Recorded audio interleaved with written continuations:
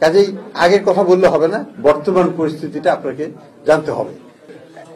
হ্যাঁ, প্রবাসীদের জন্য এটা আমার হাতের বিষয় নয়, এটা সরকারের জমি জমা বা ইত্যাদি ল্যান্ড বের করতে হবে, সেটা তো আমি আলাপ করে দেখবো যে এটা কতখানি সম্ভব। তবে আমরা যেটা একটা ইনিশিয়েটিভ নিচ্ছি সেটা হচ্ছে যে ব্যাংকের কিছু ওই যেটাকে বলে পরিত্যক্ত সম্পত্তি এরকম আছে যেগুলো হয়তো ইউজেবল না, ইন্ডাস্ট্রি ছিল, যেমন অ্যাননটেক্সের ইন্ডাস্ট্রি ছিল 40 একর জায়গা টঙ্গীতে, আমরা ওখানে হাউজিং করছি, লো কস্ট হাউজিং।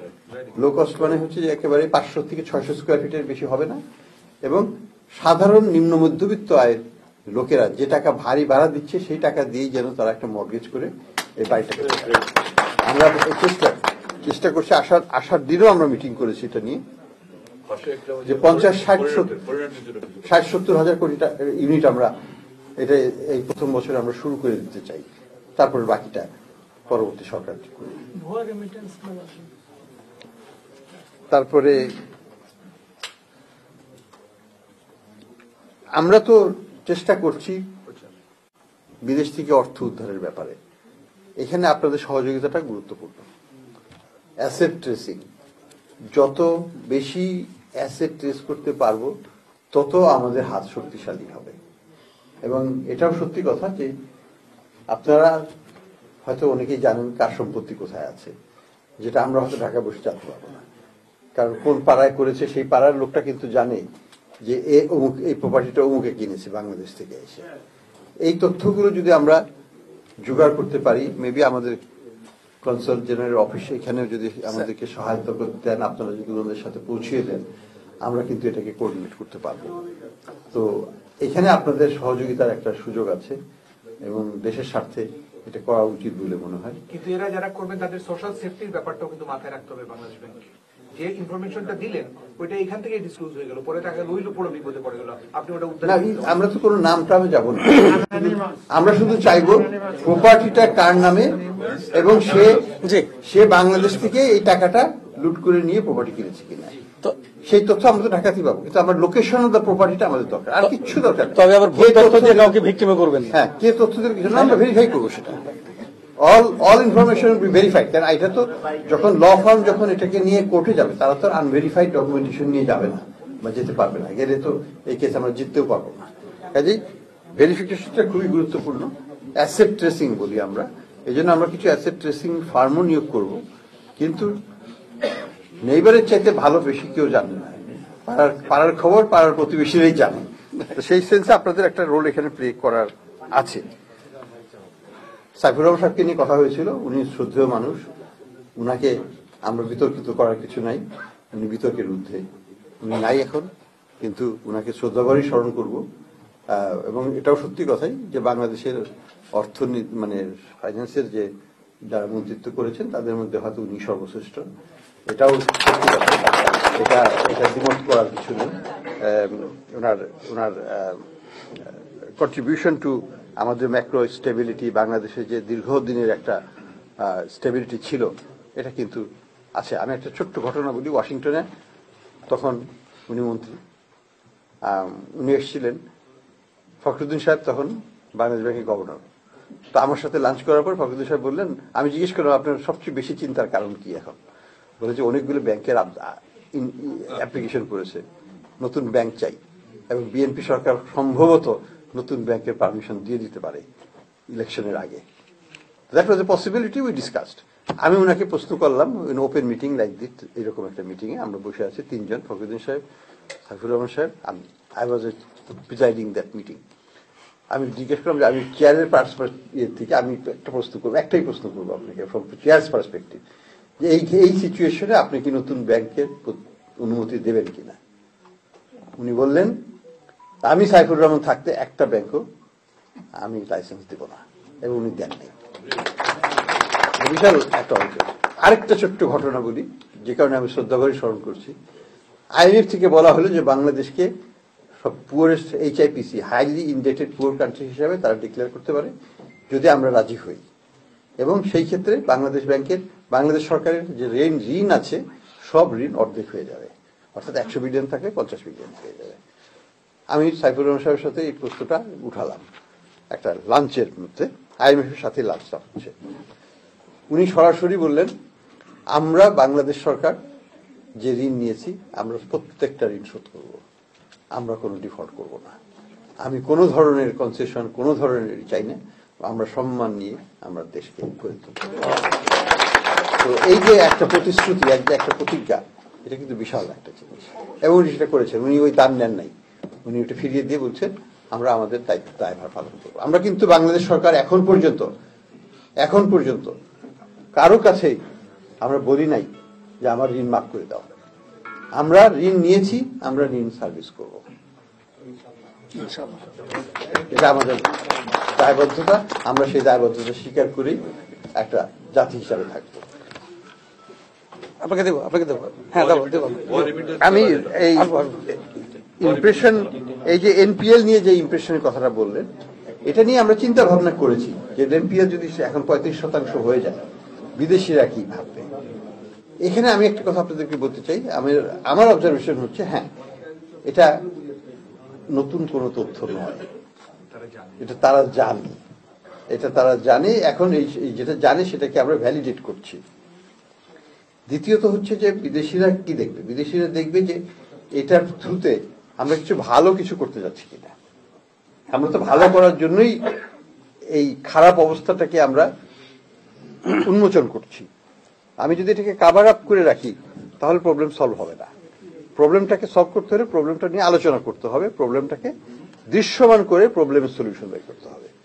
কাজে আমরা সেটাকে দৃশ্যমান করব, এখানে কোনো মাপ দেওয়া হবে না। আমরা বলেছি যে আমরা আইনের সঠিক প্রয়োগ করে, সঠিক ক্লাসিফিকেশন করে, এটা 35% হয়, 35ই হবে, এখানে কোনো ব্যত্যয় ঘটতে দেবো না আমরা। তারপরে আমরা প্রতি বছর কিভাবে কতখানি কমাবো, we will discuss that issue separate, but আমরা সলিউশনও দেখাবো তাদেরকে। দ্বিতীয়ত হচ্ছে বিদেশি বিনিয়োগ যারা আমাদের ফাইন্যান্স করে, তাদের মেইন কনসার্ন কিন্তু হচ্ছে ব্যালেন্স অফ পেমেন্ট। তাদের মেইন কনসার্ন হচ্ছে যে আমি আমার এই এক্সপোর্ট গ্যারান্টি দেবো, ইম্পোর্ট গ্যারান্টি দেবো, এলসি কে কাউন্টার গ্যারান্টি দেবো, এই টাকাটা আমি ফেরত পাবো তো। যেটা আগের সরকারের সময় $2.5 বিলিয়ন এলসি ম্যাচিওর্ড হয়ে সেটেল করা হয় না, $2.5 বিলিয়ন, সেটা কিন্তু আমরা সুন্দর নামে আনছি, আমরা তো সেটা পে অফ করে দিয়েছি। কাজেই আমি মনে করি এইখান থেকেই আস্থাটা আসে।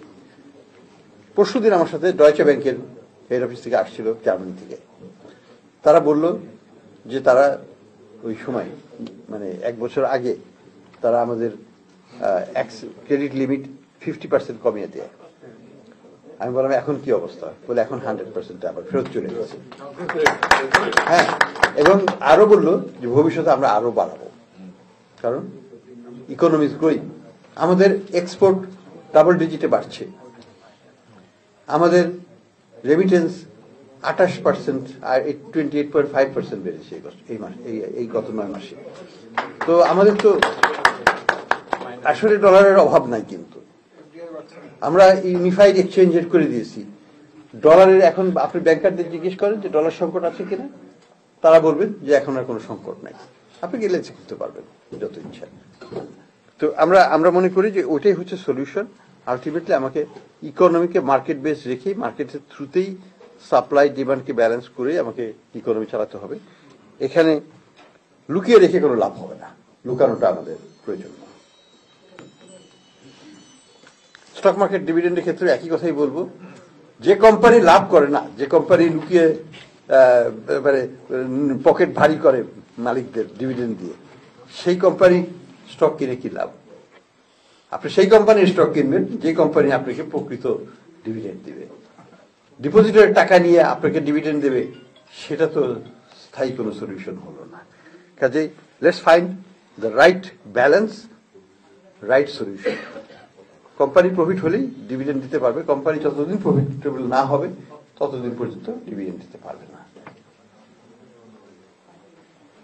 আমরা যে জিনিসটা করতে যাচ্ছি, আমরা ব্যাংকিং অ্যাক্টকে পুরো নতুন করে করতে যাচ্ছি। সেখানে কতগুলো জিনিস এখনই বলে রাখি।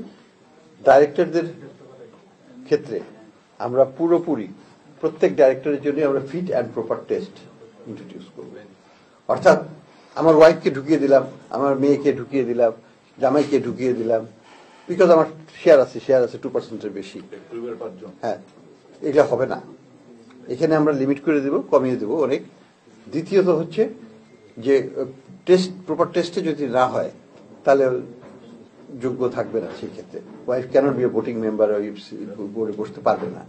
এই জিনিসগুলো আমরা নিয়ে এসেছি এবং টার্ম লিমিটও করে দিচ্ছি আমরা, সেগুলো আমরা করে নেব। ইন্ডিপেন্ডেন্ট ডাইরেক্টরের সংখ্যা আমরা 50% করে দেবো।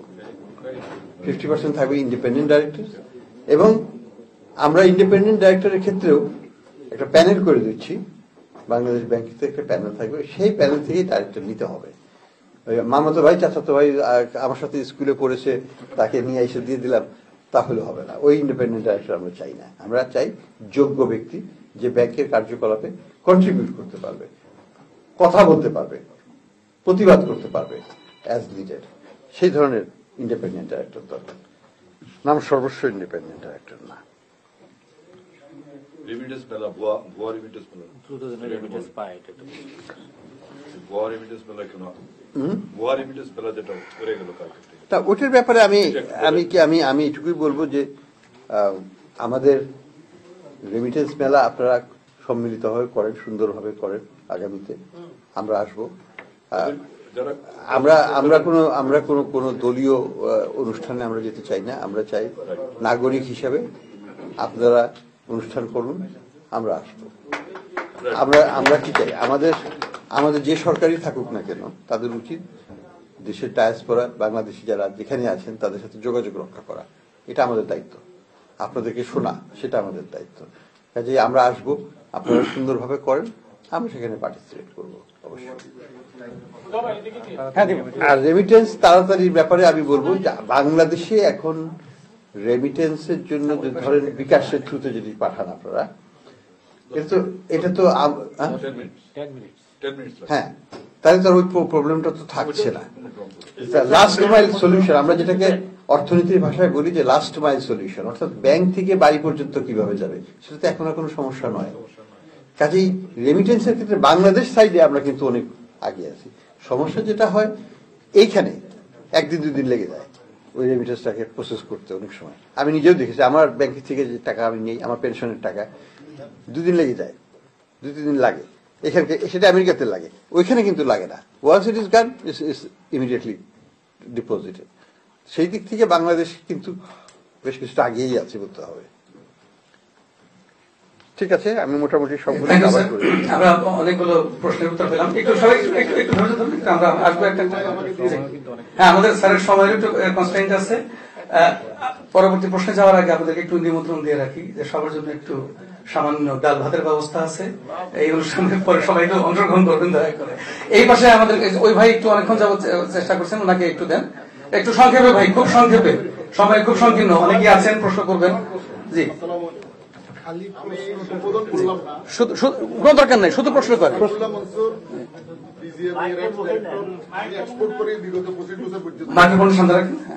আমি দীর্ঘদিন থেকে আমেরিকাতে এক্সপোর্ট করতেছি। এখানে যে একটা প্রবলেম হচ্ছে সেটা হচ্ছে উইদাউট ব্যাংক ডকুমেন্ট, যেটা স্যারের নলেজে আছে ব্যাপারটা, আমরা বিজিএমই থেকে আমরা ভয়েস রেজ করছি। Without bank document shipping line গুলা, এখানে কিছু ক্রিমিনাল বায়ার আছে, এদের সাথে যোগাযোগ করে ব্যাংক ডকুমেন্ট ছাড়া আমাদের মালগুলো দিয়ে ফেলতেছে। যে গত 1 বছর 8-9 মাস আগে আমার 4 কন্টেনার মাল ওরা রিলিজ করে ফেলছে, বাট উইদাউট ব্যাংক ডকুমেন্ট। এখান থেকে বায়ারের ব্যাংক থেকে ডকুমেন্টটা আমার ব্যাংকে চলে গেছে।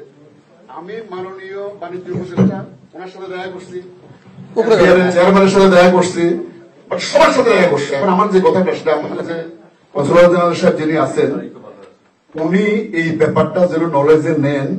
আমরা বাংলাদেশ ব্যাংকে যখন খবর নিলাম যে আমার মতো এরকম আর কোন সাফারার আছে কিনা, আপনারা জেনে আশ্চর্য হবেন, $7 বিলিয়ন উপরে বিগত 18-19 বছরে $7 বিলিয়ন বাংলাদেশ থেকে এক্সপোর্ট হচ্ছে, কিন্তু টাকাটা যায়নি বিকজ অফ শিপিং লাইন। তো আজকে আমাদের যে এখানে রেমিটেন্স যোদ্ধা ভাই যারা আছে, আমি ওদেরকে স্যালুট দিচ্ছি এই জন্য। আসলে ওনারা কি ধরনের প্রবলেম ফেস করতেছে এটা শুনে দরকার। আমরা এখানে বক্তব্য দিতে আসিনি, সেটা শুনতেছেন। আপনার প্রশ্নটা শেষ করেন। প্রবলেম ফেস করতেছি, ওখান থেকে আমি কিভাবে বের হবো?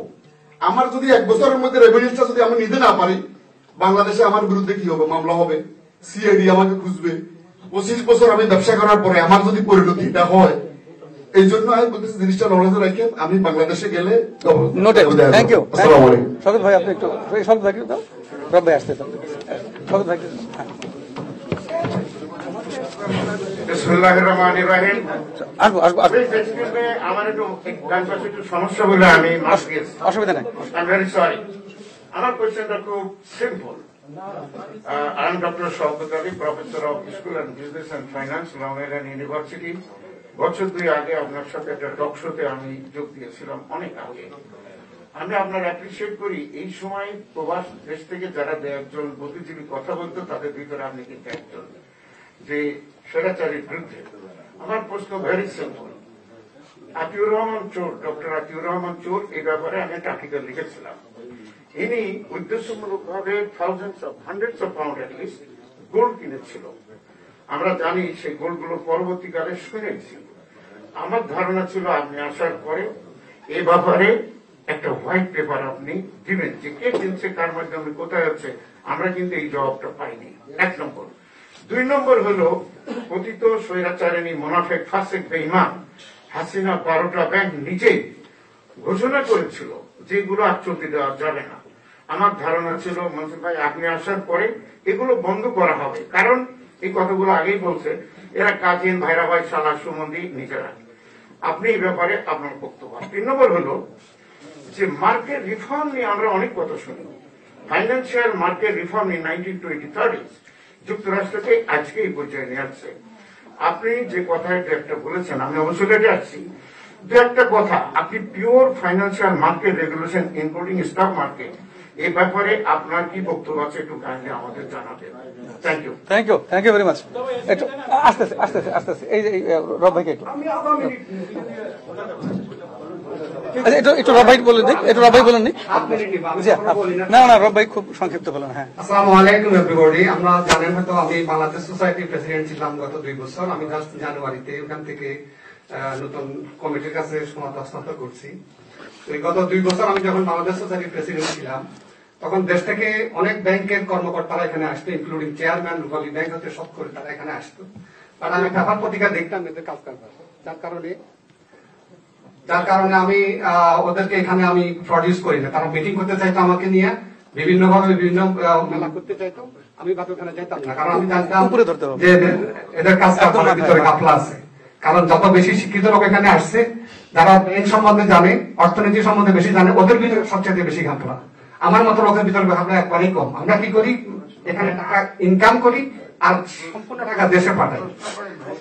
ভাই আমি প্লিজ আমি টাকাটা দেশে পাঠাই, আমাদের এটা নিয়ে আমাদের সমস্যা হয়, এই জন্য আমি সেটা করি নাই। এখন আমার প্রশ্ন হলো যে 2-3টা জায়গাতে আমার প্রশ্ন। একটা প্রশ্ন হলো যে এই আমাদের ডক্টর শওকত ভাই বলছিল যে অপরাধীয় যে সমস্ত ব্যাংকগুলো আছে, এগুলাকে আপনারা কেন বাঁচিয়ে রাখবেন, এগুলো আপনারা কেন বন্ধ করবেন না, কারণ এটা তো আমাদের বোঝা। আর দ্বিতীয় কথা হলো যে সমস্ত লোকগুলা আমাদের থেকে টাকা নিয়ে এই দেশে আসছে, সরকারি এবং ব্যবসায়ী যারা অনেকেরই আমরা চিনি, আপনারা বলতেছেন আমরা বলার দরকার। আমার ভাই একটা বলছে যে আমাদের সিকিউরিটিরও দরকার, আমরা অনেকেরই জানি। এবং টাইম টেলিভিশন বলছে যে তারা রিপোর্ট করছে এখানে গত আমাদের স্বাস্থ্যমন্ত্রীর ছেলের ইয়ে নিয়ে। তো এই সমস্ত বিষয়গুলো নিয়ে আপনারা এখানে কি করতেছেন? কারণ আমরা এখানে, আমি আজকে প্রায় 40 বছর আমেরিকাতে আছি, আমরা এখানে পেপাতে আছি কোন রকম যুক্তি আছি আমেরিকান লাইফে। বাট এই সমস্ত লোকগুলা ভুলফোর্ড এখানে আসে, কালকে আসে, 2 মাস 3 মাস বক্তৃতা দিয়া মিলিয়নস অফ ডলার পে করে চলে যায়। আমাদের মতো লোককে আর বলে না তখন।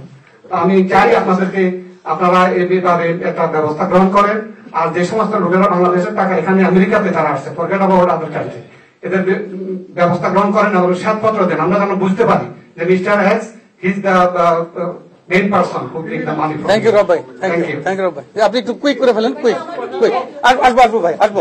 আমাদের এখনো কিন্তু আমরা আমাদের সম্মানিত লেডি অতিথিকে সহযোগ দিতে পারি না, আপনাকে দিব অবশ্যই, আমরা আসবো। আপনি খুব দ্রুত একটু মাইক্রোফোনটা উপরে ধরবেন, ওই একদম সাদা ওইটার জায়গায় ধরবেন, তাহলে আর সমস্যা হবে না। একদম উপরে ধরেন, উপরে, একদম উপরে ধরেন, ওইভাবে না, সাদা জায়গাটায় ধরেন, সাদা জায়গাটায়, আর উপরে, একদম উপরে। হ্যাঁ হ্যাঁ, এই জায়গায়। হ্যালো, আসসালামু আলাইকুম। আমার নাম দিনার চৌধুরী। আমি 1976 এ দেশ ত্যাগ করি। আমি একমাত্র ব্যক্তি আমেরিকা ক্রুড অয়েল প্রডিউস করি, যেটা খুব কম লোকেই সম্ভব হয়েছে। আমি একজন বিজনেসম্যান, তো আমি দেশে একটা হসপিটাল বানাইছি নন প্রফিট অর্গানাইজেশন গরিবদের জন্য, আমি অনেক টাকা পাঠাই। 88-এ আমি এককালীন পরিশোধ করে গুলশানে একটা প্রপার্টি কিনি ডাইরেক্ট 100% ফরেন এভিডেন্স দিয়া।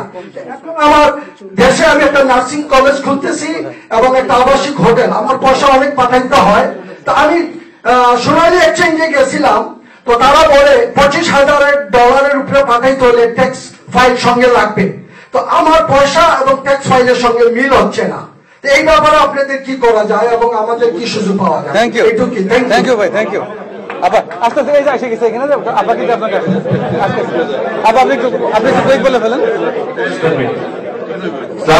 যদিও অ্যাড্রেস করতে নিষেধ করছেন গভর্নর সাহেবের কাছে আমার কি প্রশ্ন, আপনি জানেন 2008-এর পরে যে গভর্নমেন্ট আসছিল, ইমিডিয়েট ক্ষমতা নেওয়ার পরই শেয়ার বাজার থেকে সমস্ত টাকা পয়সা লুট করে নিয়ে গেল।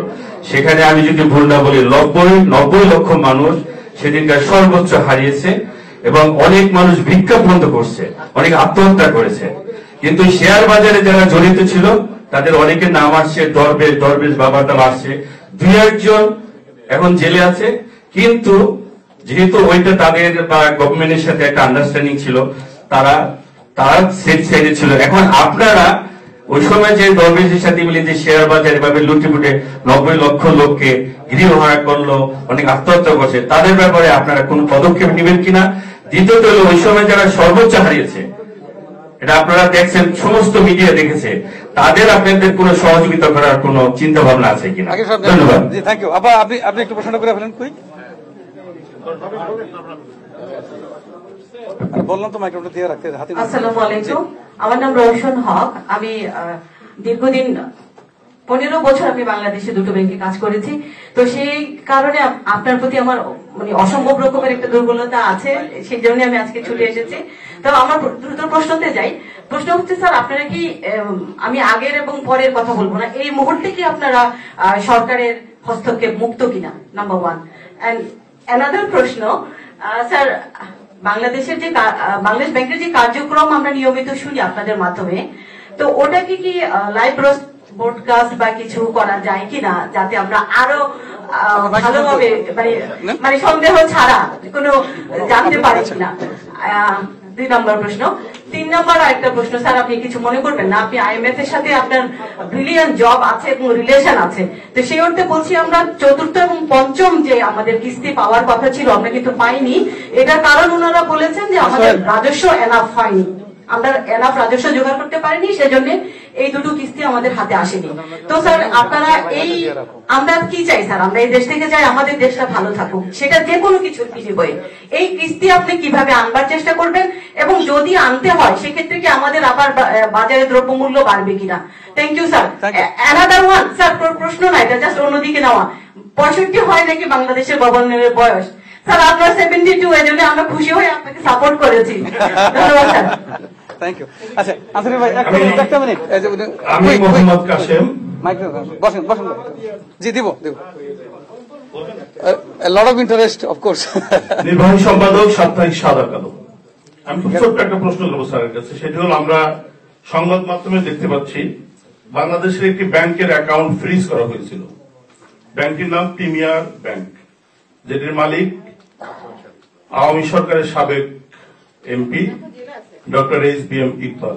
কোথায় আছে সেটা উনি বলবেন অবশ্যই, কিন্তু আমাদের কাছে যেটা আতঙ্কের বিষয় সেটি হলো ওনার অ্যাকাউন্টকে ফ্রিজ করা হয়েছিল আপনাদের কেন্দ্রীয় ব্যাংকের পক্ষ থেকে। আমরা দেখতে পেয়েছি সেখান থেকে 1,11,00,000 টাকা এবং $30,000 সমমূল্যের টাকা ওখান থেকে সরিয়ে নেওয়া হয়েছে। আমরা দেখেছি আপনারা ব্যবস্থা নিয়েছেন, সমপরিমাণ টাকা ওদেরকে জরিমানা করছেন।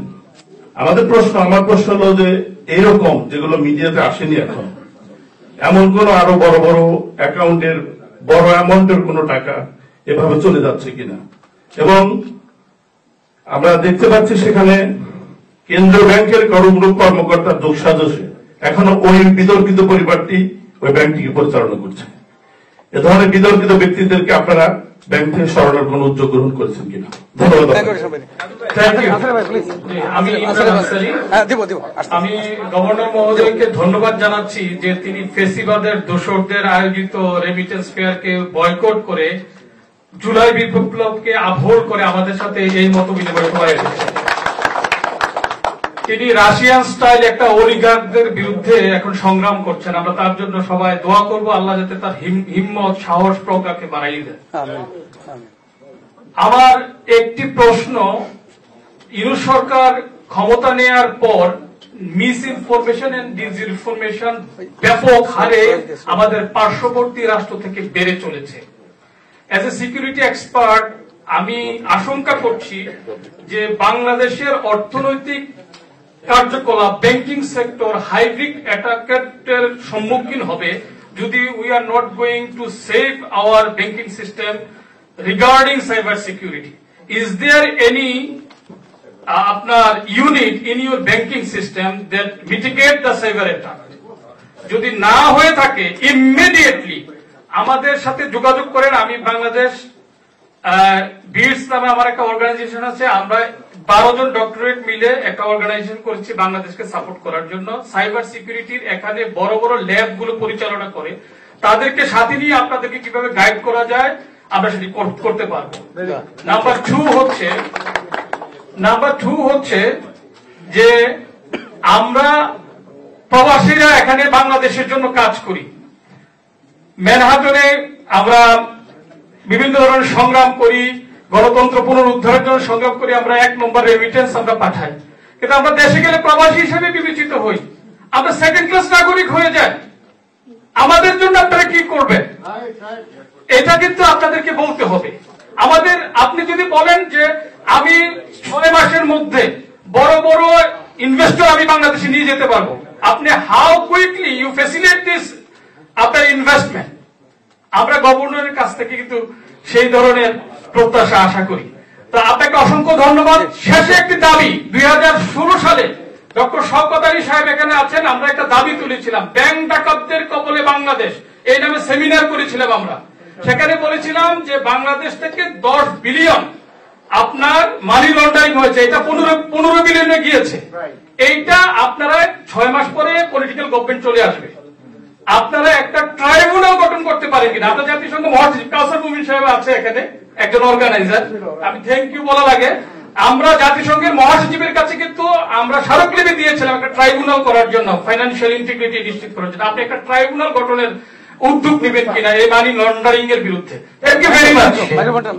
জি সোহেল প্লিজ আপনি বলেন।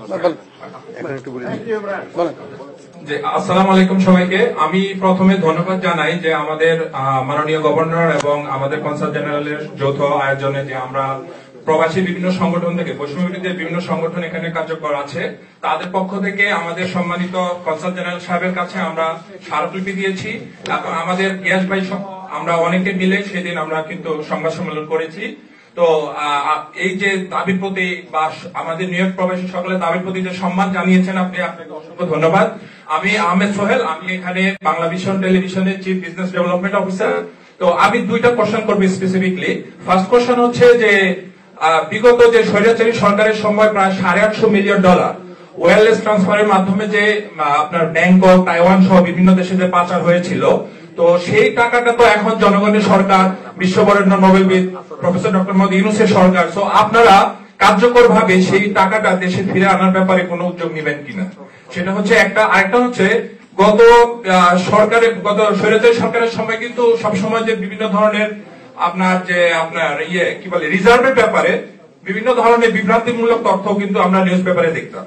তো এখন তো আপনারা ট্রান্সপারেন্সি মেনটেন করেন, এখন বর্তমানে বাংলাদেশের রিজার্ভের আসলে সত্যিকার অ্যামাউন্ট কেমন, আমরা প্রবাসীরা একটু জানলে খুশি হব। Thank you sir, thank you so much. আমার মনে হয় স্যার একটু রেসপন্ড করবেন, এখন একটু স্যার রেসপন্ড করবেন please, give him some scope. একটু রেসপন্ড করুন স্যার, অনেকগুলো কোশ্চেন জমা হয়ে গেছে, পরে দেখা যাবে ভুলে গেছি, প্লিজ। আর আমরা আরেকটু এখন একটু প্রশ্ন কমে নিয়ে আসি, স্যারের একটু এনগেজমেন্ট আছে, স্যার অনেক আজকে সকাল 9টা থেকে স্যার টানা বিভিন্ন প্রোগ্রামে যাচ্ছেন, একটু স্ট্যামিনার ব্যাপার আছে, সুতরাং আমাদের রিকোয়েস্ট ইউর কাইন্ড আন্ডারস্ট্যান্ডিং। জি প্লিজ। এক্সপোর্ট রিপ্যাট্রিয়েশনের ব্যাপারে আমরা কিন্তু নতুন স্ট্যাটিস্টিক্সও বের করেছি, আপনারা জানবেন যে আগের যে এক্সপোর্ট বলা হতো সেটা আমরা পাইনি, প্রায় 7 বিলিয়নের মতো আমরা কম পেতাম, এবং সেটার অ্যাডজাস্টমেন্টটা আমরা এখন করে ফেলেছি। পুরো এক্সপোর্ট লেভেলটাকে আমরা কমিয়ে এনেছি, কারণ যে টাকাটা আসে না সে টাকা ধরে তো আমার লাভ নেই। আপনি কি ওভার ইনভয়েস আন্ডার ইনভয়েসের কথা বলছেন? না, এটা বিভিন্ন সোর্স থেকে ডেটা কালেকশন করতো যেটা রিলায়েবল ছিল না। আমরা মনে করি যে বাংলাদেশ ব্যাংকের যে ডাটাটা সেটাই মোস্ট রিলায়েবল। যে টাকাটা ক্যাশ আমরা পাচ্ছি, যে টাকাটা ক্যাশে আসে নাই সে টাকা কেন ধরবো আমরা?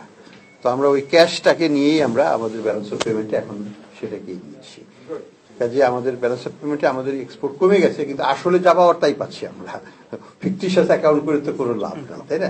মাঝখান থেকে কি হতো, ওইটার এগেনস্টে ইনসেন্টিভ যেত, ওইটার এগেনস্টে অনেক কিছু সরকারের টাকা অপচয় হতো, কিন্তু দেশের কোনো উন্নতি হতো না। সেটা আমরা অ্যাডজাস্ট করেছি। গোল্ডের ব্যাপারে, গোল্ড পারচেজ বা ডক্টর আতিউর রহমান, সেটা আমি যত দূর জানি, আমি I have not looked into ইট। আমি ধরেই নিচ্ছি যে গোল্ড আমাদের আছে, গোল্ড আমাদের যে ভান্ডার আছে সেখানে আছে। আমি ওখানে যাইও নাই এখন পর্যন্ত। জিনিসটা হচ্ছে অ্যাজ ফলোজ, যেটুকু আমি শুনেছি বাইরে থেকে, তখন সেটা ছিল যে IMF থেকে গোল্ড বিক্রি করা হচ্ছিল, তাই না? এবং সেই IMF এর থেকে গোল্ডটা, কিছু গোল্ড আমরা কিনেছিলাম ওই সময়, এবং সেটা আমাদের রিজার্ভের পার্ট হিসেবে এখনো আছে, তখনও ছিল, এবং এটা টাইম টু টাইম রিভ্যালু করা হয়। দাম বেড়েছে গোল্ডের, আমাদের এটার বেনিফিট আমরা পাচ্ছি। It was not a wasteful use, এটা একটা অল্টারনেটিভ ইউজ। ডলারে সব রাখতে হবে এমন তো কোনো কথা নাই। পৃথিবীর সব দেশে টাকাতে কিছু, ডলারে কিছু সোনাতে রাখি। তো বাংলাদেশের কোনো সোনার রিজার্ভ তো ছিল না। 72-তে আমরা 0 গোল্ড দিয়ে শুরু করি। পরবর্তীতে ওই ঢাকা এয়ারপোর্টে আর বিভিন্ন জায়গায় কিছু গোল্ড ধরা পড়তো। সেই ধরা পড়া গোল্ডগুলো বাংলাদেশ ব্যাংকে আসতো, এবং সেটা আমাদের রিজার্ভের মধ্যে আবার ঢুকে যেত। That is our source of gold reserve. আমাদের গোল্ডে কিন্তু রিজার্ভ আছে। এবং পরবর্তীতে IMF যখন গোল্ড বিক্রি করলো, তখন বাংলাদেশও অন্যান্য অনেক দেশের মতো সেখান থেকে অল্প একটা পরিমাণ আমরা কিনে নিই। সেটাও আমাদের রিজার্ভে আছে। এটা নিয়ে মিস ইনফরমেশন আমি কিছু দেখি না। আমি মনে করি যেটা সিদ্ধান্ত মোটামুটি। যেহেতু প্রস্তাবটা উঠেছে, ফিজিক্যালি আমরা একটা স্টেটমেন্ট আপনার ইচ্ছা আছে। আচ্ছা, তবে আমি ফিজিক্যালি দেখি নাই। এবং গোল্ডটা কি ঢাকায় আছে না আমেরিকার ফেডারেল রিজার্ভে আছে সেটাও আমি জানি না। দুটোই হতে পারে, কারণ সাধারণত গোল্ড ফেডারেল রিজার্ভে থাকে। এটা আমাদের অ্যাকাউন্টিং, আমাদের বুকসে দেখানো হয়। আবার বিক্রি করে দিলে আমরা বিক্রি করে দিতে পারি। এটা ব্যাংক অফ ইংল্যান্ডের, আমাদেরটা মানে ব্যাংক অফ ইংল্যান্ডে রাখা থাকে। যাই হোক, এটা বিদেশেই থাকে। এটা আমি চাইলেও আমি দেখতে পারবো না। ওদের ভান্ডারে ওরা প্রিজার্ভ করে রাখে। তাদের সাথে আমাদের চুক্তি আছে এটা গোল্ডটাকে রাখার জন্য। ব্যাংকের ডাইরেক্টরদের ব্যাপারে আমি যেটা বলবো যে সেটা হচ্ছে যে আমরা তো ওই ফিট অ্যান্ড প্রপার টেস্ট চালু করতে যাচ্ছি, এবং তাদের টেনিউরগুলোকে আমরা কমিয়ে দেব। একই পরিবার থেকে সংখ্যাটা কমিয়ে দেওয়া হবে। এগুলো সবই আমাদের ব্যাংকিং অ্যাক্টের পার্ট হিসেবে আমরা রিভিশন করছি। আমরা সরকারের কাছে নিয়ে যাব খুব শীঘ্র, এবং সেটা পরিবর্তন হবে আমরা আশা করি।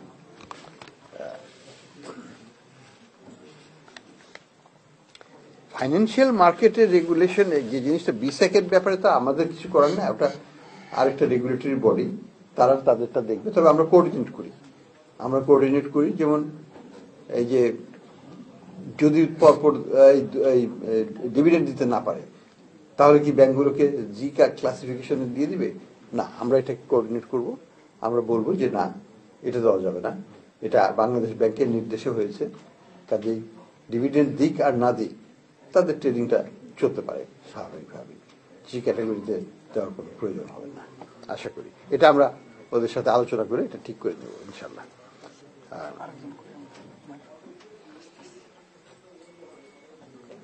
অপ্রয়োজনীয় ব্যাংক নিয়ে কথা হচ্ছে, অর্থাৎ যে ওই যে ব্যাংকগুলো সালামের ছিল সেইগুলো নিয়ে কথাটা। এখানে আমি যেটা বলবো, আমাদের যেটা স্ট্র্যাটেজিটা হচ্ছে যে ডিপোজিটে কিন্তু আমাদের টাকা দিতেই হবে।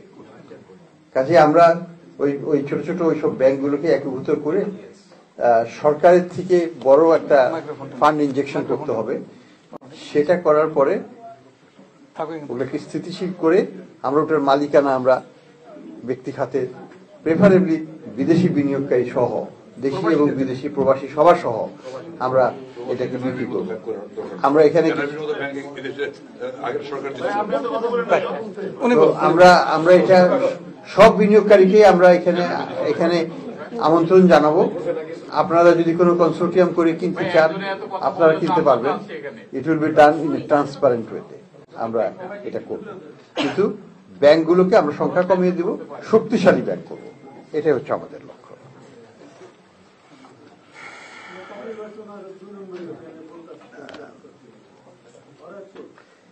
এই যেটা রেমিটেন্সের যে $25,000 উপরে হলে যে ট্যাক্স ফাইল লাগবে, এটা বাংলাদেশের কিছু নয়, এটা আমেরিকান রেগুলেশন। কাজেই এটা তো আমাদের কিছু বলার নাই, এটা আপনাদের দেশের আইন। যে দেশের প্রত্যেক গভর্নমেন্টের তাদের নিজস্ব আইন মোতাবেক চলবে, সেটাই স্বাভাবিক, সেটাকে রেসপেক্টও করতে হবে। আমাদের দিক থেকে কোনো রেস্ট্রিকশন নাই, এইটুকু আমি বলতে পারি। এদের সিনেটর কংগ্রেসম্যানের সাথে লবি করা যেতে পারে আপনারা করে লোকাল রেগুলেশনটা চেঞ্জ করা যায় কিনা। আর শেয়ার বাজার ব্যাপারে আমি এখন আমাদের হাতে, আমি সত্যি কথা বলতে আমি একটু ফরওয়ার্ড লুকিং পারসন। সামনের চ্যালেঞ্জগুলোকে মোকাবেলা করাই আমার, যাতে ভবিষ্যতে একটা না হয় সেটা দেখা আমাদের দায়িত্ব। আমরা এমনভাবে মনিটরি ম্যানেজমেন্ট করব, আমরা চাইব কোঅর্ডিনেট করব উইথ দ্য শেয়ার মার্কেটের সাথেও, যাতে ওই ধরনের কেলেঙ্কারিগুলো না হয়। এবং আপনারা রিসেন্টলি হয়তো দেখবেন, যদি আমার এরিয়ার বাইরে বেশ বড় বড় ফাইন করা হচ্ছে শেয়ার মার্কেটের যারা ম্যানিপুলেট করছে, তাদের উপর কোটি কোটি টাকার ফাইন হচ্ছে। সেদিন দেখলাম 9 কোটি টাকার ফাইন করা হয়েছে। তো এটা হচ্ছে, তো কিছুটা হলেও চেষ্টা করা হচ্ছে গভর্নেন্সটা ফিরিয়ে আনতে, কারণ this is insider trading issue, it's an issue যেটা আমাদের কালচারের মধ্যে ঢুকে আছে। এটাকে চেঞ্জ করা খুব কঠিন, কারণ ইনফরমেশন যে একটা ভ্যালু এবং এটাকে যে আমাকে প্রিজার্ভ করতে হয় রেগুলেটর হিসাবে। বা আমি নিজে একদিন দেখছিলাম, আমাদের রকিব সাহেব ছিলেন ঢাকা স্টক এক্সচেঞ্জের, উনি, আমরা বসে আছি স্টক শোর জন্য একটু ওয়েট করছি, উনি ফোনে বলতেছেন কিনে ফেলেন ওই শেয়ারটা কিনে ফেলেন। That is an insider information share. You are a regular, you are the chairman of the stock market and you are saying somebody যেটা কিনে ফেলে। তার মানে কি, আমরা কিন্তু খুব ক্যাজুয়াল এসব ব্যাপারে জাতি হিসাবে, আমরা সিক্রেসি বলে জিনিসগুলোকে আমরা মর্যাদা দিতে চাই না। তো এই সমস্যাগুলো আমাদের আছে। তো যাই হোক, আমি মনে করি যে উনি উদ্দেশ্য প্রণোদিত হয়ে গেছেন, উনি এক্সাইটেড হয়ে বলছেন যে কিনে ফেলেন তাড়াতাড়ি, লাভ করবেন আগামীকাল।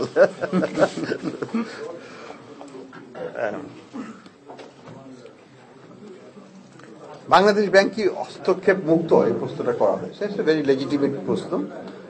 আমি বলবো যে এখন পর্যন্ত আমি ওইরকম কোনো হস্তক্ষেপ পাইনি।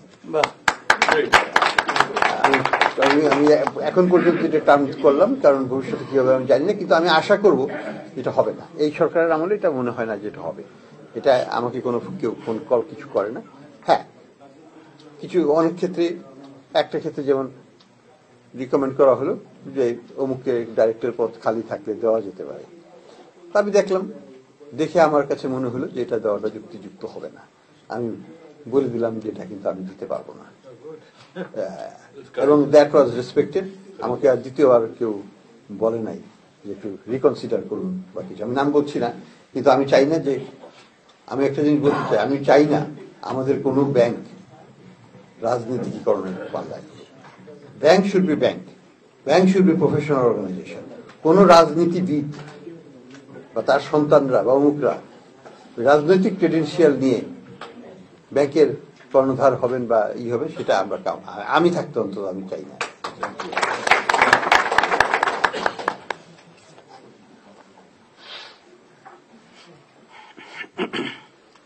আইএমএফ এর ব্যাপারে বলবো যে আইএমএফ এর সাথে আমাদের মতানৈক্য খুব কম বিষয়ে আছে। দুটো জিনিস আমি আইএমএফ কে সবসময় বলি, আমি এখনো বলছি এবং ওয়াশিংটনে যেও বলবো, আমার কিন্তু আইএমএফ এর টাকার দরকার নেই, অ্যাবসলিউটলি কোনো দরকার নেই।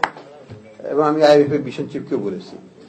তবে আইএমএফ এর সাথে আমাদের সম্পর্কটা হচ্ছে মোর অন টেকনিক্যাল অ্যাসিস্ট্যান্স। আমাদেরকে তারা ভালো রকমের অ্যাডভাইস দিচ্ছে, তারা তাদের অনেক নলেজ আছে, সেই নলেজগুলো আমাদের সাথে শেয়ার করতে পারে এবং আমাদের নলেজের গ্যাপ আছে, আমরা অনেক কিছু তাদের কাছ থেকে শিখতে পারি অনেক বিষয়। এই যে ব্যাংকিং সেক্টর রিফর্মগুলো করবো, এই যে ব্যাংকগুলোকে একীভূত করা হবে, এই যে ইন্টারভেনশন, এই স্কেলে বাংলাদেশে তো হয়নি, পৃথিবীর অনেক দেশেই হয়নি। একসাথে 5টা ব্যাংকে এক করার কথা বা 7টা ব্যাংকে এক করার কথা, এটা চারটিখানি কথা। তারা যেটা করেছে একটার সাথে আরেকটা করেছে, একটার সাথে আরেক বড় যে 3টে করেছে, বলছে 5টা 6টা কি করে হয়। কিন্তু আমরা করবো ইনশাল্লাহ। তো আমাদের মতবিরোধের চাইতে আমি মনে করি যে আমাদের মতৈক্য অনেক বেশি, অনেক ব্যাপারে। এই গুড গভর্নেন্সের ব্যাপারে আমরা কিন্তু guided by international best practice, এবং তাদের কাছ থেকে আমরা অনেক কিছু জানছি, দেখছি। আমাদের ব্যাংক রেজলিউশন একটা সুন্দরভাবে তাদের মতামত নিয়ে আমরা করেছি এবং এটা পাশও হয়ে গেছে ক্যাবিনেটে। এটার ভিত্তিতেই তো আমরা রেজলিউশন করবো। অনেক কিছু আমরা করতে পারি নাই, করতে সম্ভব না। আইন থাকতে হবে তো, আইন না থাকলে পর আমি কিভাবে করব? আইনটা করা হচ্ছে। এর সাথে আমরা আরেকটা আইন করছি যে ডিপোজিটরদের প্রোটেকশন দিতে হবে। আপনাদের তো জানেন এফডিআইসি প্রোটেকশন থাকে কত $1,000 পর্যন্ত। হ্যাঁ, তো সেরকম আমাদেরও কিছু ওরকম আছে। তো সেটার জন্য ফান্ডিং থাকতে হবে, পর্যাপ্ত আমাদের আছে, মোটামুটি ভাবে আছে। আমরা নতুন একটা আইন করছি, আমরা যেটা ছিল $1 লক্ষ টাকা আমরা ওটাকে ডাবল করেছি আমি আসার পরে। এটা একটা ভালো দিক। আর আমরা যাচ্ছি bank company act, Bangladesh bank order, সবই আমরা করতে যাচ্ছি। এগুলো ফান্ডামেন্টাল অ্যাক্ট, যেটা 72 সালে করা হয়েছিল। ফেরা অ্যাক্ট 1947 সালে করা হয়েছিল, তারপর আর চেঞ্জ হয়। এগুলোকে চেঞ্জ করতে হবে। তো সবগুলোকে আমরা দেখছি। আমরা আশা করব যে এই আইনগুলোকে আমরা মডার্নাইজ করে নেব। আমরা চাবো আমাদের ক্যাপিটাল অ্যাকাউন্টের রেস্ট্রিকশন যত বেশি কমিয়ে ফেলা। আপনাদেরকে একটু বলতে চাই, বাংলাদেশে যদি আপনারা বিনিয়োগ করেন এবং সেটা যদি রেজিস্টার্ড বিনিয়োগ হয়, তাহলে টাকা ফেরত আনার জন্য আপনাকে কারো কাছে যেতে হবে না, শুধু ব্যাংকে গেলেই হবে। অর্থাৎ ব্যাংক আপনার দেখবে যে আপনি টাকা নিয়ে আসছেন কিনা, এবং আমাদের যে বিধিবাধা আছে সেই অনুযায়ী যদি মিট করেন, আপনাকে তারা ব্যাংক থেকেই টাকা দিতে। বাংলাদেশ ব্যাংকের কোনো পারমিশন লাগে না, আগে লাগতো, আমি আসার পর এটা উঠিয়ে দিয়েছি। এটা কি প্রফিট মার্জিনের কথা বলছেন? না, প্রফিট না, অরিজিনাল। যদি আপনি চালানো নিয়ে আসতে চান, সে ক্ষমতা তো আপনার আছে, আপনার অধিকার আছে। আপনি বলছেন আইএমএফ না, কিন্তু ব্যালেন্স অফ পেমেন্টের সহায়তা আপনি চাচ্ছেন আইএমএফ এর কাছ থেকে। আমি তাদের বলেছি তোমাদের টাকা না হলেও আমাদের কোনো অসুবিধা নাই, অ্যাবসলিউটলি। আমার রিজার্ভ আছে ধরেন এখন কত না, এইটা আমাদের হিসাবে 26 বিলিয়ন। তা আরো যদি 1 বিলিয়ন আসে কি তফাৎ হবে বলেন? 26 থেকে 27 হলো, what difference it makes? Nothing. তো আইএমএফ এর জন্য আমাকে তাদের হাতে পায়ে কিছু ধরতে হবে না। তো টাকা দিলে দিবে, না দিলে না দিবে, আমার কাজ আমি করে যাবো। আমার সংস্কার আমাকে করতে হবে, দ্যাটস মোর ইম্পর্টেন্ট। পলিসিটা থাকবে, টাকা থাকবে না। টাকা আনলে পরে আজকে আসবে, কালকে চলে যাবে যদি আমার পলিসি ঠিক না থাকে। তা আমাদের যেটা পলিসি হচ্ছে, আমি তো রিজার্ভ বিক্রি করবো না।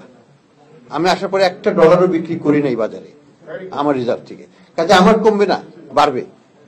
কাজে এই কনফিডেন্স তো আছে আমাদের ব্যালেন্স অফ পেমেন্ট তো এখন ইন ব্যালেন্স, আর তো কোনো সেখানে রক্তক্ষরণ নাই।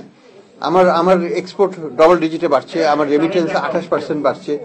তো আমার টাকার দরকার কেন হবে? আসলে দরকার নাই। তবে যদি দেয়, দিবে, যোগ হবে, অসুবিধাও নেই। আমি টাকা অস্বীকার করবো না, নেব, কিন্তু আমি চেয়ে নিব না, ভিক্ষা করে নেব না।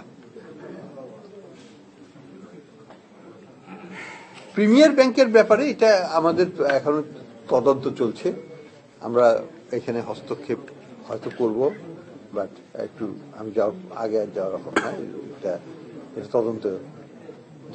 আর আপনারা তো জানেন যে 1,11,00,000 টাকা এটার এগেনস্টে যখনই এটা ধরা পড়েছে, আইন অনুযায়ী সমপরিমাণ পেনাল্টি আমরা প্রিমিয়ার ব্যাংকের দিয়ে দিয়েছি।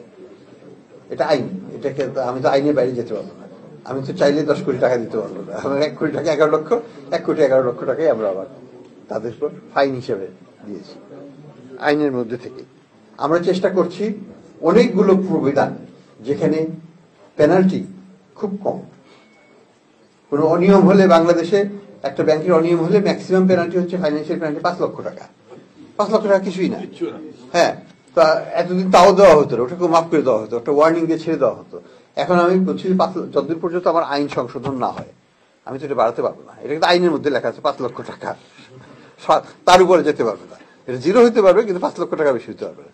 তো এগুলোকে চেঞ্জ করতে হবে। এটা কেন 50 লক্ষ হবে না, এটা কেন 5 কোটি হতে পারবে না? It depends on the panel কতখানি বড় অপকর্ম করেছে এবং এটা ফাইন্যান্সিয়াল কস্টটা কত, তার উপর হতে হবে। আমরা আইনকে সেভাবে আমরা গুছিয়ে নেব, একটু সময় লাগবে, কিন্তু এখন পর্যন্ত আইন মেনে আমাকে করতে হবে।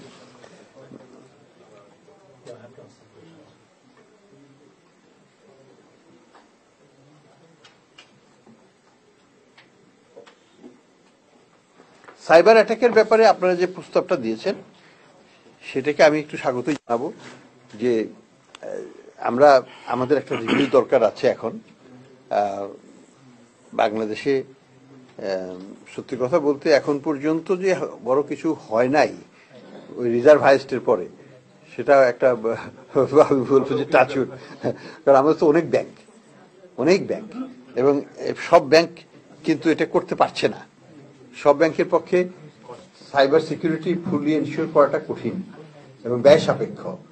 এখানে আমরা চেষ্টা করছি, আমি হুয়াওয়ের সাথে কথা বলেছি যে আমাদের ডেটা স্টোরেজটা ক্লাউডে করা যায় কিনা, খরচটা কমানো যায় কিনা। আমাদের এখন পর্যন্ত যে পলিসি আছে, পলিসিটা খারাপ না। 3টা স্টোরেজ রাখতে হয় ডেটা। একটা হচ্ছে অন দ্য হেড অফিসে, একটা হচ্ছে একটু দূরে ঢাকা শহরের মধ্যে বা আশেপাশে একটু দূরে, আরেকটা হচ্ছে একেবারে রাজশাহী বা যশোরে রাখতে হবে। তো এইভাবে আমরা 3টা, বাট এগুলো প্রচুর খরচ। এই ছোট ছোট ব্যাংকের জন্য এই খরচগুলো বহন করা খুব কঠিন। তো আমরা দেখছি যে কিভাবে এটাকে পুট করা যায়। সিমিলারলি সিকিউরিটি অ্যারেঞ্জমেন্টেও কমন পুলিং করে আমরা এটা করতে পারি কিনা, যাতে ছোটরা এটার থেকে বেনিফিট নিতে পারে স্বল্প খরচে। হ্যাঁ, আমরা এই ব্যাপারে যদি আপনারা আমাদেরকে কোনো পরামর্শ দিতে চান, আই উইল ওয়েলকাম দ্যাট। তো আমরা খোলা আছি আপনাদের ইসের জন্য, রিকমেন্ডেশনের জন্য।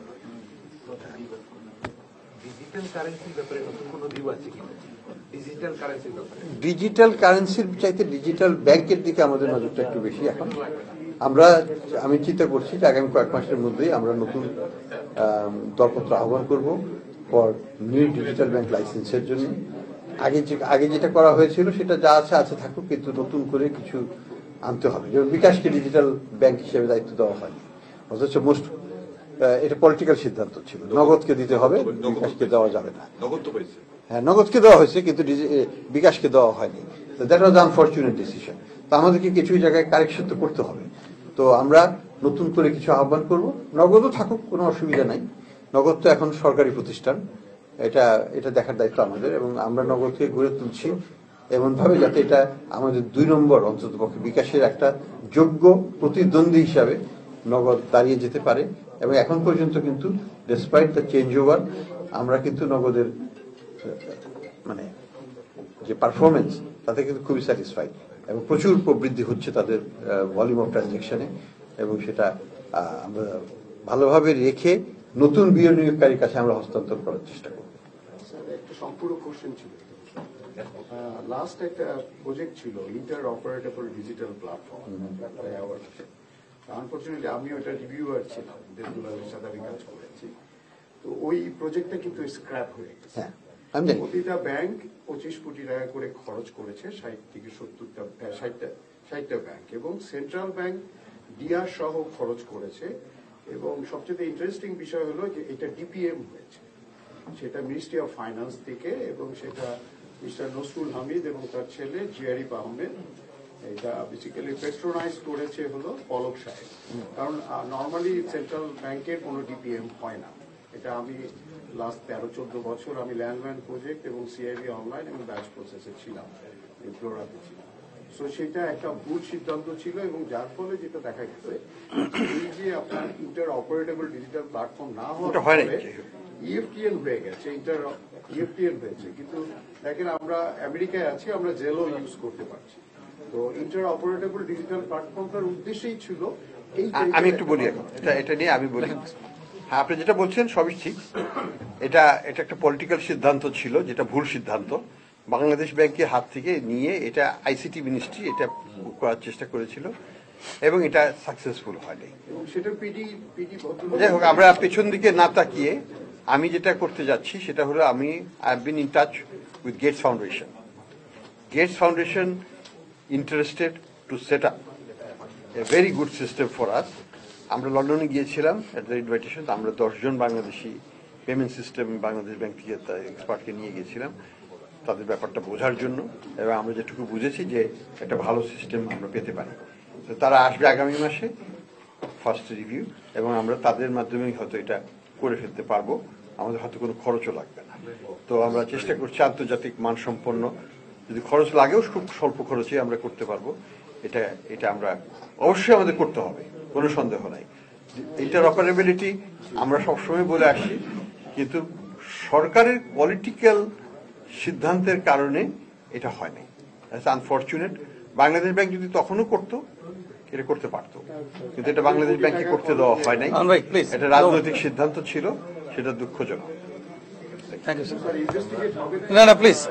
আমরা অতীতকে নিয়ে বেশি ঘাটাঘাটি করলে আর ভবিষ্যতের দিকে তাকাতে পারবো না। Let's look forward. আমার একটা প্রশ্ন, আমি আমি আপনাকে একটু ফ্লোর দিচ্ছি, একটু যে এখানে একটু আলিম ভাই প্রশ্নটা নেই। স্যার, আমার প্রশ্নটা হচ্ছে, আপনি যে টাকাটা পাচার হয়েছে সেগুলো নিয়ে অনেক কথা বলেছেন। আমার কোয়েশ্চনটা হচ্ছে, আপনি কি আদৌ বাংলাদেশের টাকা নিতে পারবেন কিনা, এই কোয়েশ্চনটা আমার কোয়েশ্চন। সেকেন্ড কোয়েশ্চন হচ্ছে স্যার, যে আগামীতে যে বাজেটটা হবে, এই বাজেটে মুদ্রাস্ফীতি এবং মুদ্রাস্ফীতি যেটা, এটা কি আপনি সমন্বয় করতে পারবেন? Disaster Recovery Incident Response and Crisis Management. তো first of all welcome and thank you. আমার প্রশ্ন হচ্ছে, আমাদের ডিজিটাল ট্রানজাকশন বেড়েছে বাংলাদেশে, ইনক্লুডিং আমাদের remittance. There is significant increase of cross-border cyber attack. Knowing the fact that 2016, আমাদের বাংলাদেশ ব্যাংকের hacker, there was a three-stage attack. Advanced persistent threat. The hacker was staged in the system over a year. কিন্তু কেউ জানতো না. At the same time, insider threat. With advanced persistent threat, insider threat, we lost close to $1 billion. So আমরা কি কোনো lesson শিখেছি ওখান থেকে? If that's the case, what is the current state? অথবা is there any update that how we're doing in terms of retaining all of our pool money? Thank you. Sourav ভাই, আপনার কোশ্চেনটা করে কাদের যাচ্ছি, এরপরে কাদের লিখে দিচ্ছি। আমার মনে হয় আমরা এখন একটু আস্তে আস্তে শেষ করে ফেলি। অনেক কোশ্চেন হয়ে গেছে। Sir he is tired from 9 o'clock in the morning. মাগরিবের সময় হয়ে গেছে। প্লিজ, আমার মনে হয় প্লিজ দিব বসেন। সৌরভ ভাই কুইক। আমি আজকের অনুষ্ঠানের প্রধান অতিথি বাংলাদেশ ব্যাংকের গভর্নর, বিশেষ অতিথি, এবং আজকে বিশেষ করে যিনি সভাপতিত্ব করছেন, তার অক্লান্ত পরিশ্রমের কারণে এবং এই কমিউনিটির হৃদয় যিনি ধারণ করেন বোঝার কারণে আজকে আমরা এখানে সবাই উপস্থিত হতে পেরেছি। আপনারা জানেন যে বিতর্কিত একটা রেমিটেন্স ফেয়ার আজকে অনেক বছর যাবৎ এই যুক্তরাষ্ট্রে হচ্ছে, অথচ আমরা যারা এই বৈষম্য বিরোধী আন্দোলন, বৈষম্য বিরোধী ছাত্র আন্দোলন বলেন, বিএনপি যারা করি, যারা রাজনৈতিক দল করি, তারা কোনো সময় আমরা দাওয়াত পাইনি। আজকে এখানে যারা উপস্থিত হয়েছেন, আপনারা কি কেউ বলতে পারবেন বিগত দিনে আপনারা কোথাও বাংলাদেশ ব্যাংকের গভর্নরের সামনে বাংলাদেশ সম্বন্ধে, বাংলাদেশের রেমিটেন্স সম্বন্ধে কোনো কথা শুনতে পেরেছেন? পারেন নাই। আমরা চ্যালেঞ্জ করে পড়তে পারি, শুধু একটি দলের স্বৈরাচারিতার কারণে আমরা কমিউনিটি থাকলেও কমিউনিটির বাইরে ছিলাম। আমার প্রশ্ন হল, এই যে বিতর্কিত রেমিটেন্স ফেয়ারে আপনাকে প্রধান অতিথি করা হয়েছিল, আপনারা আজকে যাদের প্রতিবাদের মুখে এই রেমিটেন্স ফেয়ারে আপনি যান নাই, আজকে এখানে আছেন, আমি তাদের দু একটা নাম বলবো। তার মধ্যে আমি প্রথমে বলবো যারা বৈষম্য বিরোধী ছাত্র আন্দোলন করেছেন, বৈষম্য বিরোধী ছাত্র আন্দোলনের আপনারা এখানে আছেন, আপনার আব্দুল কাদির, ফাহাদ, দ্বারাও এখানে গিয়াস আহমেদ, আমরা যারা এখানে রাজনীতি করি এবং আমি এখানে ছিলাম। আজকে আমরা এটা প্রতিবাদ করেছি যে একটা ফেসিবাদের দোষর প্রতি বছর বাংলাদেশের প্রতিটি ব্যাংক থেকে 20 থেকে 25 লক্ষ আমরা শুনতে পেরেছি চাঁদা দিয়া, একটা ছোট একটা ঘরের মতো একটা কি বলে একটা স্টল দেওয়ার নামে, এবং এই যে অর্থ লুপাট করার একটা পায়তারা, যেটা মুক্তধারা যিনি কি নাম তার বিশ্বজিৎ শাহ, যার সাথে এই কমিউনিটির এই লোকদের কোন সংস্পর্শ নাই। আমরা জানি না গত 16 বছর রেমিটেন্স ফেয়ারে, অথচ আপনি বলেছেন যে যুক্তরাষ্ট্রের থেকে সবচেয়ে বেশি রেমিটেন্স, আমরা জানি না এই রেমিটেন্স কে করতেছে, কে আসতেছে। এগুলি আমরা চাই যে অন্তত পক্ষে এই 5ই আগস্টের পরে আমরা এটার পুনরাবৃত্তি চাই না। আমরা চাই যে আগামীতে কনসুলেট জেনারেল যদি এখানে থাকে, আমরা যারা প্রবাসী আছি, আমরা বাংলাদেশ ব্যাংক এবং বাংলাদেশ সরকারকে যে কোনো সহায়তা আমরা ইনশাল্লাহ করব। একটা প্রশ্ন, আমরা দেখেছি যে শেখ হাসিনার পতনের 1 মাস আগে ব্যাংকে যেমন আমার অনেক লোক গেছে, আমি চেক দিয়ে পাঠাইছি, 1 লাখ টাকা দিতে পারে না। আমি জানতে চাই বর্তমানে কত টাকা একটা লোক আমার উত্তোলন করার ক্ষমতা রাখে। আপনার যে কথায় ব্যাংকিং খাতে যে উন্নতি আপনি করেছেন, আপনার অনেক কথা শোনাবো, আমরা শুনেছি এবং আমরা সরাসরি আপনার সাথে আসলাম মত বিনিময় করে অংশগ্রহণ করেছি। সেই জন্য আমি আপনাকে ধন্যবাদ জানাই, এই কমিউনিটির সবার পক্ষ থেকে আপনাকে তাদেরকে একটু দেন, একটু কুইক, তাদের খুব কুইক। আমি এদিকে একটু আসতে হবে, এদিকে অনেকে আছে। অসংখ্য ধন্যবাদ নাজমুল স্যার আপনাকে, আপনি অলওয়েজ আমাদেরকে প্ল্যাটফর্ম দিচ্ছেন। স্যার এইচ মনসুর স্যার আপনাকে অসংখ্য ধন্যবাদ, এটা আমাদের অনার। স্যার আমি একটু কোশ্চেন করতে যাচ্ছি যে আমি হচ্ছে একজন সিটিও ইকি টেকনোলজির কোম্পানির, আমি ক্লাউড ইনফ্রাস্ট্রাকচার থেকে শুরু করে সাইবার সিকিউরিটি শুরু করে আমরাও কাজ করি। আমাদের এখানে অনেক ট্যালেন্টেড ভাইরা আছেন, যেমন এই ভাই আছেন। তো এরকম কি উদ্যোগ কি করা যায় কি, যারা আমরা আপনার প্রোগ্রামিং সাইট বা সিকিউরিটি সাইট সবাইকে একটা গঠিত একটা কমিটি করে আমরা কনসালটেন্টের মাধ্যমে একটা কিছু করে আমরা বাংলাদেশের জন্য যদি 1% বা 2% যদি হয়, আমরা যদি কিছুটা করতে পারি, যেভাবে রেমিটেন্সটা করছি সেভাবে যদি টেকনিক্যাল প্ল্যাটফর্মটা যদি আমরা বা টেকনোলজিটাও যদি কিছু করতে পারি, এতে করে আমরা অনেক কৃতজ্ঞ হব। ধন্যবাদ। Thank you. আচ্ছা, এবার মোতাহার ভাই আপনি একটু করেন, তারপরে সবাইকে অনুরোধ করছি ধৈর্য ধারণ করে শৃঙ্খলার সাথে বসার জন্য। জি একটু প্লিজ, আমরা শেষের দিকে চলে আসছি, আমরা এই 2-3টা শেষ করে মাননীয় গভর্নর মহোদয়কে ধন্যবাদ জানাচ্ছি আমাদেরকে ওনার সাথে আর অনুষ্ঠানটি কলিগদেরকেও ধন্যবাদ জানাচ্ছি। আমার প্রশ্নটা হচ্ছে একদম স্পেসিফিক, যে আপনি কিছুক্ষণ আগে বলেছেন যে আপনি 7টা অথবা 5টা ব্যাংককে একীভূত করবেন, একটা ব্যাংকে আপনি নিয়ে আসবেন। আমার দাবিটা হচ্ছে যে সে ব্যাংকের কমপক্ষে 25% মালিকানা আমরা যারা রেমিটেন্স যোদ্ধা আছি আমরা এবং আমাদের ভিতরে যারা কোয়ালিফাই করে তারা বড় ডিরেক্টর হতে পারে কিনা, এই সুযোগটা আপনি রাখবেন কিনা, এটাই আমার question. Thank you very specific. ভাই আপনি, আমরা কি ভাইয়ের কোশ্চেনের মাধ্যমে শেষ করে দেবো, শুধু গ্যাস ব্যাগের শেষ করে দিই প্লিজ। আসসালামু আলাইকুম। আচ্ছা ঠিক আছে, প্রথমেই ধন্যবাদ দেই কনসার্ন জেনারেল মহোদয় আপনাকে, যে আপনি এত সুন্দর প্রোগ্রাম করতেছেন, আমাদের যুবদশায় প্রথম আমরা দেখলাম, ধন্যবাদ। সেকেন্ড থিং হলো স্যার, প্রথমে আপনাকেও ধন্যবাদ দিই যে আপনার মতো একজন যোগ্য মানুষকে বাংলাদেশ ব্যাংকের গভর্নর হিসেবে নিয়োগ দেওয়া হয়েছে। সেকেন্ড থিং হলো আমি একজন ভিকটিম বাংলাদেশের দুর্বৃত্তায়িত অর্থনৈতিক ব্যবস্থাপনা। আমার প্রায় 24 লক্ষ টাকার মতো টাকা আইসাব ইসলামী ব্যাংকে being held, you know that it's a rock bank. তো আমার প্রশ্নটা হলো যে আমরা টাকা রেখেছি এই ব্যাংকে, আমার মতো লক্ষ লক্ষ প্রবাসী আছে যারা আমরা টাকাটা রেখেছি। এখন ব্যাংকগুলা অব্যবস্থাপনা এবং দুর্বৃত্তায়িত ব্যবস্থা, it was watched by the government. So government is responsible for this crime. So why we will be the victim and why we will have to pay the price. So আমাদের আপনারা বলছেন 2 লক্ষ টাকা দিবেন যদি ব্যাংক কখনো চলে যায়। প্রশ্ন হলো যেহেতু state, the government is responsible for it, why we have to pay the price for this money? এটা প্রশ্ন। আর সেকেন্ড থিং হলো ওই ব্যাংকগুলোর বর্তমান অবস্থাটা কোন পর্যায়ে আছে, এটা আমার কোশ্চেন। Thank you. এই ভাইকে সামনে ওনাকে দেন, ওনাকে দেন। জি, ওনার পরে আমরা গ্যাস ব্যাগ একটা কোশ্চেন নিয়ে শেষ করে দিই আজকে, প্লিজ অনুরোধ, বিশেষ অনুরোধ। জি থ্যাংক ইউ ভাই, থ্যাংক ইউ। জি সবাই এই পাশ থেকে এবং দুই পাশ থেকে অনেক লম্বা হয়ে করবেন, কথা হয়েছে, exchange of ideas has taken place, সেদিকে রিপিট করতে যাচ্ছি না। টাকা শুধু বিদেশেই আসেনি, এইভাবে ধরুন ভাই। হ্যাঁ জি, টাকা শুধু বিদেশি পাচার হয়নি, এখনো লক্ষ কোটি টাকা বাংলাদেশে হয়ে গেছে, যেটা হয়তো বালিশের নিচে অথবা তোষকের নিচে অথবা ফোরকিনে মাটির নিচে গুপ্ত স্থানে আছে।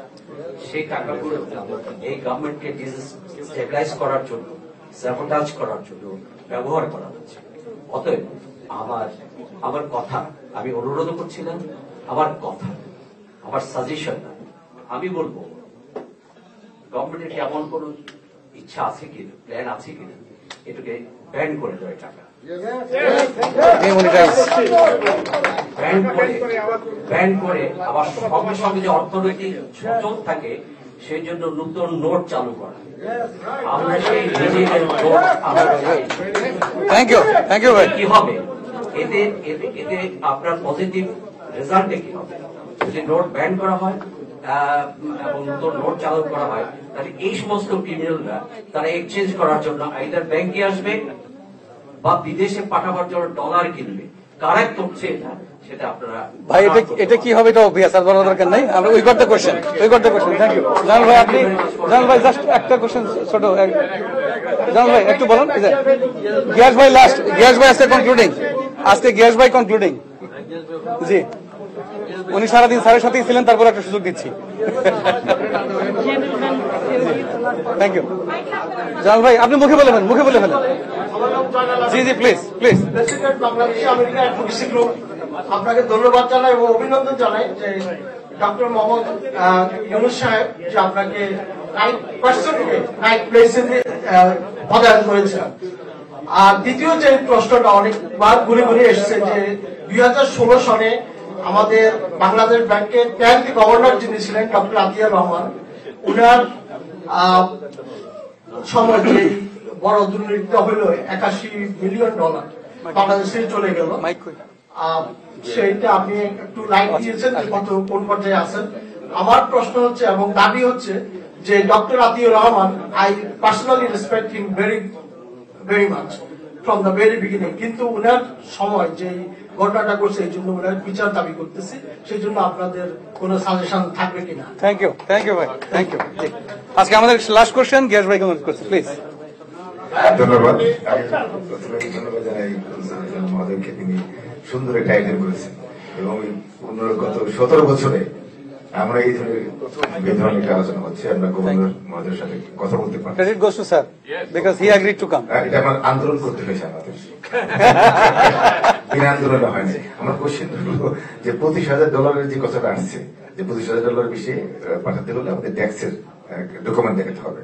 তবে অফশোর ব্যাংকিং এর ব্যাপারে আমাকে যে ধরনের একটা ধারণা দেওয়া হয়েছিল একটা সেমিনারে, যে অফশোর ব্যাংকিং এ যদি আমরা এখানেই আমরা অ্যাকাউন্ট খুলি বিদেশে এবং বাংলাদেশে যদি আমার একটা অ্যাকাউন্ট থাকে, তাহলে যদি আমার $1 লক্ষ যদি আমি অফশোর ব্যাংকিং এ ট্রান্সফার করি, তাহলে তো আমার কোনো আর $25,000 এই ঝামেলা থাকতেছে না। এটা আপনারা ক্লিয়ার করবেন যে তাহলে আমি যদি $1 লক্ষ বা $2 লক্ষ অফশোর ব্যাংকিং এ যদি রাখি, সেটা আমার বাংলাদেশে যদি একটা অ্যাকাউন্ট থাকে, সেখান থেকে আমি টাকাটা তুলতে পারবো কিনা এবং ডলারের টাকাটা আনতে পারবো কিনা, আমাকে এই ধরনের ধারণা দেওয়া হয়েছিল। আচ্ছা, আর দ্বিতীয় হলো যে এই ঝামেলাটা উনি যে ফেস করছেন, যে প্রশ্নটা করেছেন, যে উনি যদি বিডার মাধ্যমে ফরেন এক্সচেঞ্জের মাধ্যমে যদি কোনো কর্পোরেশন বাংলাদেশে করে বিজনেস অ্যাকাউন্ট খুলে, তাহলে তো উনি বিডার মাধ্যমে যদি টাকা পাঠায়, তাহলে তো এই $25,000 যে ট্যাক্সের ব্যাপারটা তো মনে হয় থাকতেছে না। কারণ এবং ওই টাকাটা বাংলাদেশে যাওয়ার পরে উনি ওই টাকাটা কি তার পার্সোনাল, তার এতিমখানায় বা তার অন্যান্য সমাজকর্ম কাজে ব্যবহার করতে পারবেন, ব্যবহার করলে আবার ওই টাকাটা সে রিটার্ন করতে পারবে কিনা, মানে এটা তো মানে আমি টাকাটা ইনভেস্ট করবো বিটার মাধ্যমে, সেটা তো আপনারা বলছেন যে টাকাটা রিটার্ন করা যাবে, আমি ডলারে নিতে পারবো। এই দুটা কোশ্চেন। আরেকটা হলো যে এত রক্তক্ষরণের মাধ্যমে যে অর্জিত আজকে বিপ্লব, সেখানে আমরা দেখতে পাচ্ছি যে এই সরকারের মধ্যেও সেই বিগত সরকারের অনেক দোষরা আছে। আর দোষরা যদি না থাকতো তাহলে আপনাদেরকে ইনসিস্ট করতে পারতো না যে এই একটা কি বলে, তারা বিগত সরকারের ফ্যাসিস্ট সরকারের তারা দোষর, বিগত কয়েক বছর যাবতীয় মানি রেমিটেন্স করছে। আমাদের কেউ এখানে যারা আছেন কেউ মনে হয় পাইতেন না, কেউ যেতেন না, 10-12 জন লোক। তাদেরকে আপনারা চিহ্নিত করেন, কারা আপনাকে দাওয়াত দিয়েছে, কারা আপনাদেরকে বলেছে এখানে আসার জন্য, অথবা তারাই কিন্তু প্রভাবশালী। আপনাকে যারা ইনসিস্ট করেছে তারা তো আমার মতো সাধারণ মানুষ না, আপনাকে যে দাওয়াত দিয়েছে অবশ্যই একজন আপনার মতো একজন প্রভাবশালী মানুষ, অথবা সেই মানুষদেরকে চিহ্নিত করেন, তাদের তালিকা করতে পারেন, সেটা তো সেটাই প্রশ্ন। এটা তো আমরা যখন ডক্টর ইউনূস সাহেব আসলেন আওয়ামী লীগ, তখন প্রতিরোধ করবো আমরা, কিন্তু তাকে ডক্টর ইউনূস সাহেবকে পড়ে এবং ডক্টর জিয়াউদ্দিন সাহেব ডক্টর ইউনূস সাহেবকে $10 বিলিয়ন ইনভেস্ট করবে, যে নাকি যে আওয়ামী লীগের স্পেশাল আওয়ামী লীগের প্রেসিডেন্ট প্রার্থী, সে আবার রূপ বদলিয়ে ডক্টর ইউনূসের কাছে মানে $10 বিলিয়ন ইনভেস্ট করার জন্য একটা চিঠি দিয়েছে। মানে এগুলি কি এই লোকগুলিকে চিহ্নিত করতে হবে না? আমি এটাই বলবো, যারা বিগত এই সুবিধাভোগী, যারা এই মানি লন্ডারিং এ সহযোগিতা করেছে, তারা কিন্তু নিয়োগে আছে অনেকে, তাদেরকে কাল তালিকাভুক্ত করুন, তাদেরকে যারা এই অ্যাম্বাসিতে এই বিশ্ববিদ্যালয় তাদেরকে দেওয়া না দেওয়া। Thank you. অসংখ্য ধন্যবাদ স্যার। এখন আপনাদের কোশ্চেন গুলো লাস্ট রেসপন্ড করবেন, তারপরে আমরা আমাদের অনুষ্ঠানের সমাপ্তির দিকে চলে যাব। আমাদের সময় হয়ে গেছে স্যার।